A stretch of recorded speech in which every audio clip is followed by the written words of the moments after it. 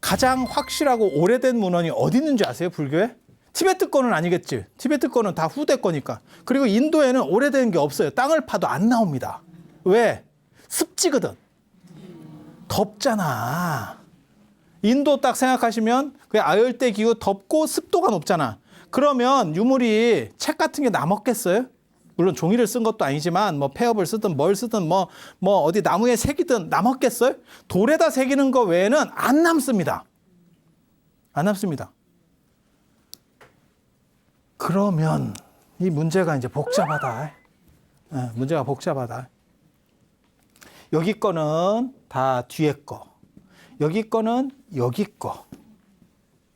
여기 거는 그게 그 오래된 건 줄 알았더니 실제로는 여기였었고 발이었었고 여기는 구라. 그런데 제일 오래된 문헌이 어느 쪽에 있는지 아세요? 야, 이게 신기하다. 이게 굉장히 신기해요. 굉장히 신기해요. 의외로 중국계 오래 있어요. 중국계. 이게 왜 동떨어지게 왜 중국 얘기가 갑자기 뜬금없이 나온대요? 이유는 뭘까? 우리 중국으로 가야 되니까. 근데 꼭 의도적으로만 하는 게 아니고 중국은요, 이게 목판 문화예요. 목판 인쇄 문화. 인쇄 문화. 이 인쇄 문화 굉장히 중요한 겁니다. 그리고 여러분이 꼭 알아두셔야 될 거는 목판이 좋은 겁니다. 활자가 안 좋은 겁니다. 활자가 좋은 거 절대 아니에요. 목판이 좋은 거예요. 통판 이렇게 고려대장경 같이 이렇게 파는 게 좋은 거예요. 뭐 금속 활자에다가 이렇게 해갖고 이렇게 한 글자씩 조판해서 찍는 게 더 좋은 거 아닙니까? 안 좋아요. 답부터 얘기하면 안 좋습니다. 안 좋은 이유가 뭘까요? 예? 아니, 변형 갈아 끼면 더 좋지요. 근데 그거 생각 안 해보셨어요? 왜 중국에서는 활자를 만들 생각을 안 했을까? 우리나라가 세계 최초의 금속 활자 뭐 이런 얘기 있잖아요. 왜 중국은 활자를 안 만들었을까? 이건 굉장히 재밌는 문제인데요. 이거에 대해서도 여러분이 좀 이해를 하셔야 돼요. 이해를 하셔야 돼요.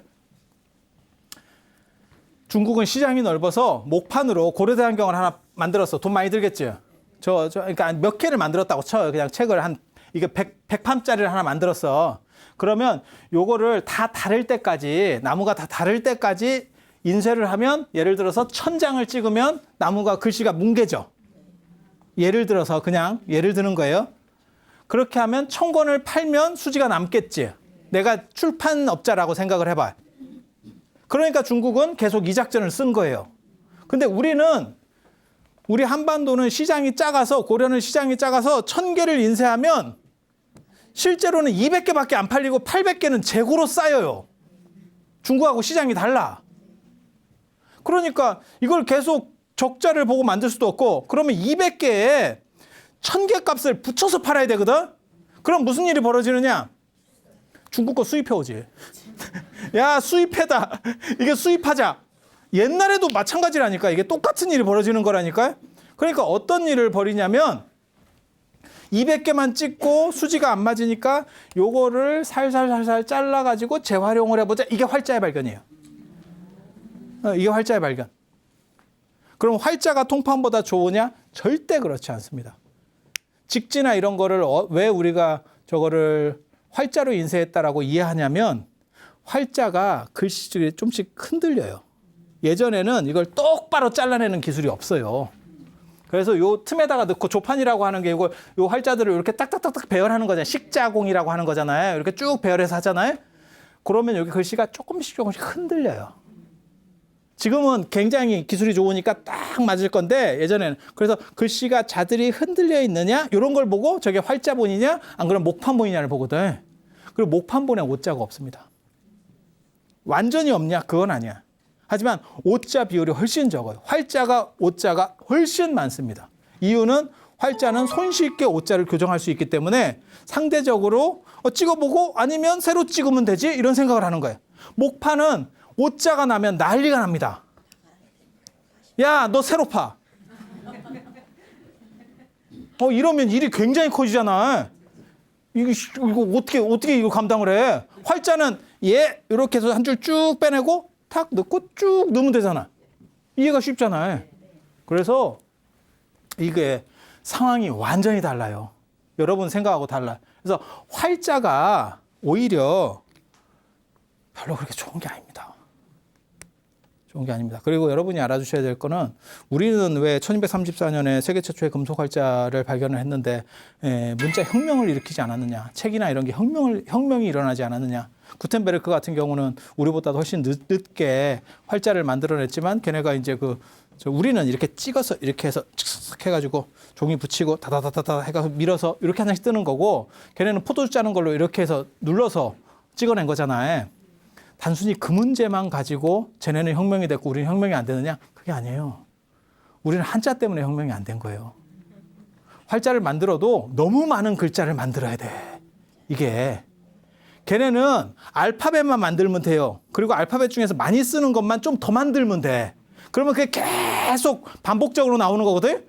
우리는 한자를 만들면요. 만약에 주물로 뜨잖아. 금속 활자를 만들잖아. 수천 자를 만들어야 돼. 수천 자를. 야, 그거 만드는 바에는 파는 게 싸겠다. 이렇게 나오는 거예요. 이해가 됩니까? 그래서 이게 혁명으로 될 수가 없었던 거예요. 그래서 이게 참 역사의 아이러니다. 동아시아 글자는 모아쓰기거든요. 모아쓰기. 우리가 한글도 모아쓰기고 한자도 모아쓰기잖아요. 영어는 풀어쓰기잖아. 이렇게 한 글자씩 이렇게 쭉쭉쭉 가잖아. 그렇게 해서 걔네가 풀어쓰기고 걔네는 단순 반복되는 걸로 돌아가기 때문에 활자를 만들었을 때 유리한 거지. 한글을 만들어도 다 다른 글자를 만들어야 돼요. 자음 모음만 만들어서 되는 게 아니라니까. 우리는 모아쓰기이기 때문에 그걸 붙일 수가 없잖아. 다 다른 글자를 만드는 방법밖에 없잖아. 그죠? 굉장히 재밌는 문제가 벌어져. 이렇기 때문에 우리 모아쓰기가 좀 문제가 있는 줄 알았는데 컴퓨터가 되면서는 모아쓰기가 훨씬 유리해진 거예요. 풀어쓰기는 길어 이게. 여러분도 모아쓰기의 위력을 느끼잖아. 아들한테 문자 보내봐. 한 글자로 오잖아. 모아쓰기 위력이야. 딱 한 글자만 찍어버리잖아.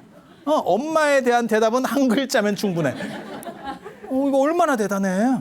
그래서 훨씬 경제적이 되는 거예요. 그러니까 이게 진짜 인생 새옹지마예요.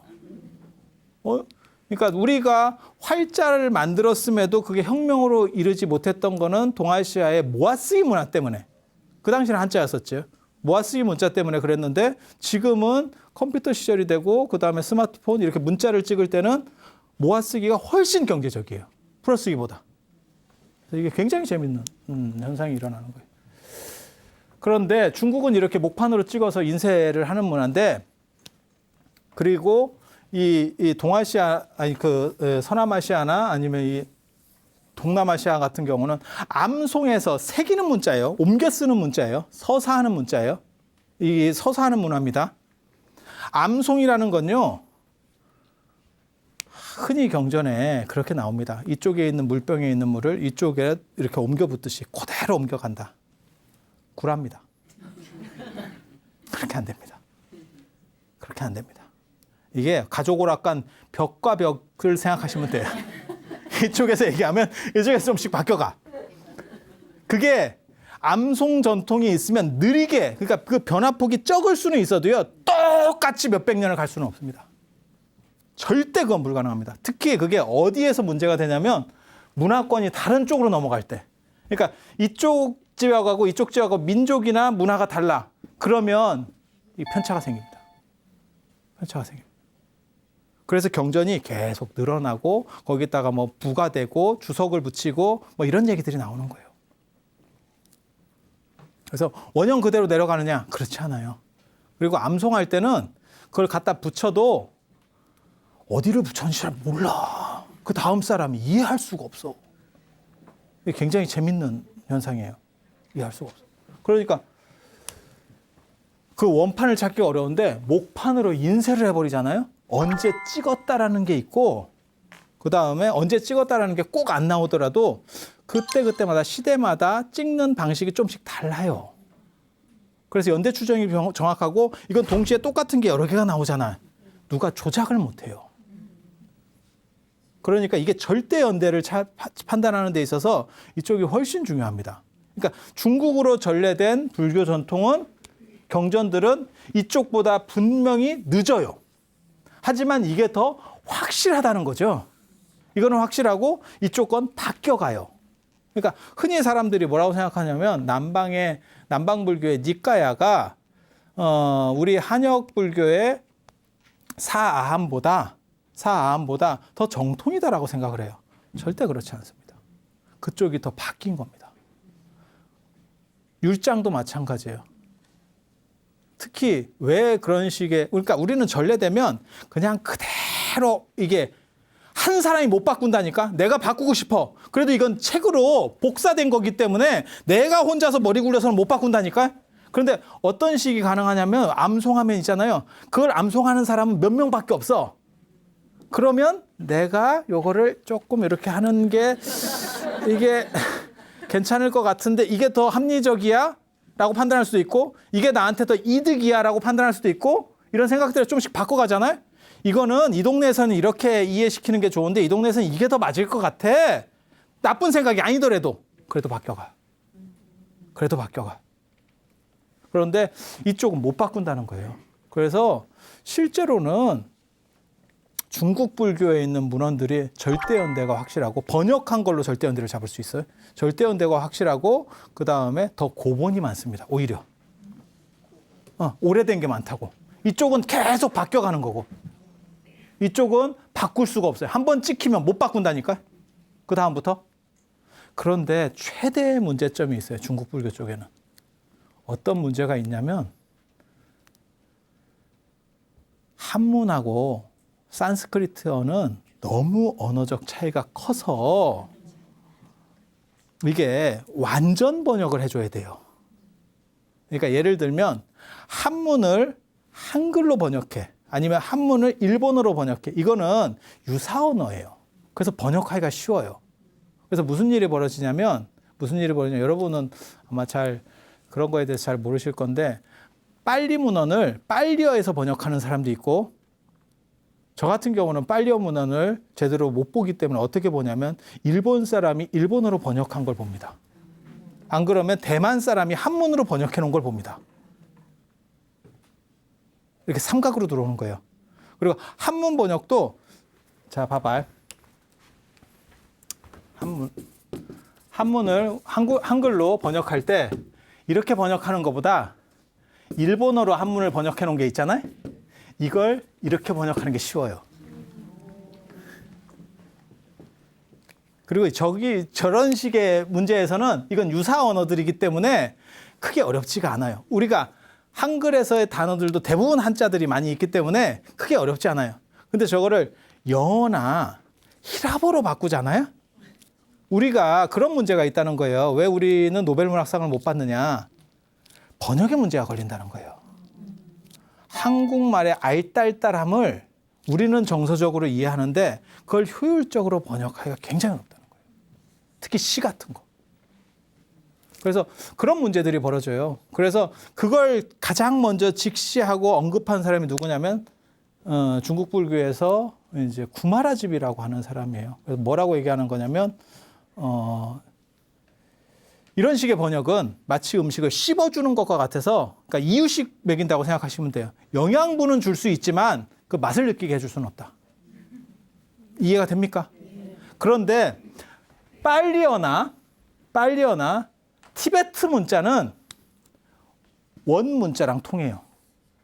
그러니까 이게 우리끼리는 통하지만 이게 만약에 영어나 히라보하고는 안 통해. 예를 들면 그러면 이 빨리어나 안 그러면 티베트 문자는 이게 인도 말이면 이런 관계인 거예요. 그래서 이걸 유추해낼 수가 있어. 대충. 이해가 됩니까? 그러니까 가장 오래된 문헌을 사실은 한문 쪽에서 갖고 있어요. 오래된 게 확실한 문헌. 손 안 탔다고 생각하는 가장 오래된 문헌에 대한 부분을 오히려 한문 쪽에서 가지고 있는데 저거는 원형을 다시 뒤집어내기가 어려워. 이쪽은 어디까지 손 탔는지를 모르겠어. 문헌이. 이해가 됩니까? 그래서 서로 자기네 거의 정통성을 주장하는 문제가 있어요. 그리고 또 한 가지는 뭐가 있냐면 율장 같은 걸 예를 들면 율은 어떤 생활 규범이거든요. 동아시아는 인도하고 문화권이 너무 달라서 그렇게 생활할 수가 없어요. 부처님이 제정하신 대로 해놓으면 제가 늘상 그런 얘기 하잖아요. 인도에는 하복만 있었는데 동아시아로 오면 승복이 하복이 없다. 그렇게 많이 바뀐 거예요. 인도에는 당연히 하복만 있지. 더운데. 그러니까 완전히 생활 풍습이 바꾸니까 율장은 모셔둔다고. 바꾸질 않아요. 그대로 모셔도. 동남아 같은 경우는 그거를 생활하고 맞추려고 노력해요. 그럼 무슨 일이 벌어지느냐? 안 맞잖아요. 이제 시대가 좀 지나고 안 맞잖아요. 조금씩 바꿉니다. 안 맞으니까 너무 힘드니까 조금씩 바꿔가는 거예요. 그게 몇백 년이 쌓이면 쭉쭉쭉쭉 바뀌어가겠죠. 그래서 자기 나름대로의 정통성을 다 주장하고 있어요. 그런데 거기서 또 특이한 놈이 하나 나옵니다. 지금은 사라진 실크로드 불교입니다. 서역 불교. 저기는 또 재밌는 게 뭐냐면 땅에 묻히면 안 썩어요. 왜? 사막이잖아. 불사조가 괜히 나오는 게 아니에요. 저런 데서 나오는 거거든요. 이집트도 마찬가지입니다. 미이라가 피라미드 안에만 들어가야 미이라가 되는 게 아니에요. 피라미드 근처에서도 미이라가 많이 돼요. 왜? 수분 건조율이 부패율보다 빨라요. 사막이니까. 건조가 빨리 되면 여기가 쫙 건조되잖아요. 그러면 안에서 걔네도 미생물도 숨을 쉬어야 살 거 아니에요. 근데 다 막혀버렸어. 그러면 그냥 미이라가 되는 거예요. 중앙아시아에서도 미이라 굉장히 많이 발견돼요. 왜? 그래서 조건이 그러니까. 그러면 종이 같은 걸 묻었어. 어떤 일이 벌어질 것 같아요? 안 썩어요. 그리고 지금은 별 볼 일이 없지만 이 인도에서 중국으로 넘어오는 이 중앙아시아 이 실크로드 쪽이 문화가 고도로 예전에는 이쪽이 고도로 문화가 발달한 지역이에요. 왜? 동서 문화가 교류하는 상황에서 여러 가지를 보고 견문을 넓히게 되는 거지. 그래서 그런 부분들이 존재해요. 그래서 저기가 지금 또 새로운 변수를 줄 수 있어요. 실제로 제가 나중에 이제 그런 얘기도 해드리겠지만 우리가 붓다를 불이라고 음사하거든요. 붓다. 불. 그 다음에 승가를 승이라고 음사를 해서 이걸 승님, 스님이 돼. 이게. 그런데 이게 다 중앙아시아어 때문에 나타나는 현상이에요. 중앙아시아의 발음이 달랐던 거예요. 그리고 그거를 중국은 막바로 불교를 받아들인 게 아니고 실크로드를 통해서 받아들이니까. 그러니까 필터가 하나 있었던 거야. 그런데 지금은 그 필터가 없어졌지. 그러니까 이게 왜 그러지? 라는 생각을 하게 되는 거예요. 그런데 저기에 대단한 필터가 있었던 거예요. 그러니까 무슨 얘기를 하고 싶은 거냐면 마치 여러분들이 수돗물을 넣는데 이게 염소 냄새가 전혀 안 나요. 생수 같아? 라고 하는 정도의 변화를 주는 무언가가 있었어. 그게 중앙아시아. 그 다음에 서역 불교예요. 실크로드 불교. 실크로드 불교. 그래서 이것과 관련된 이야기들을 또 언제 할 것 같아요?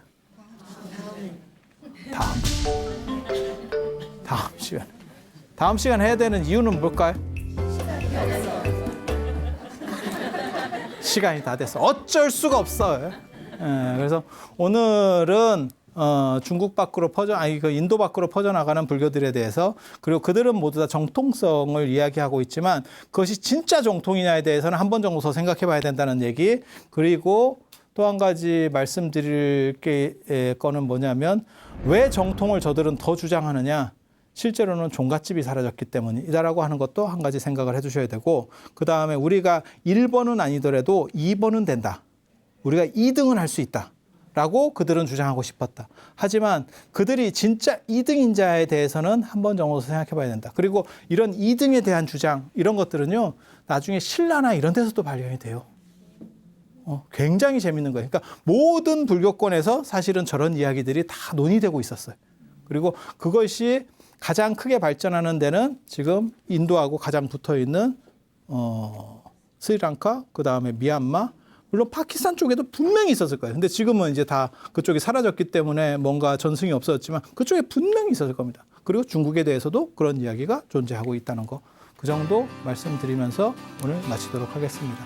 자, 들어줘서 감사합니다.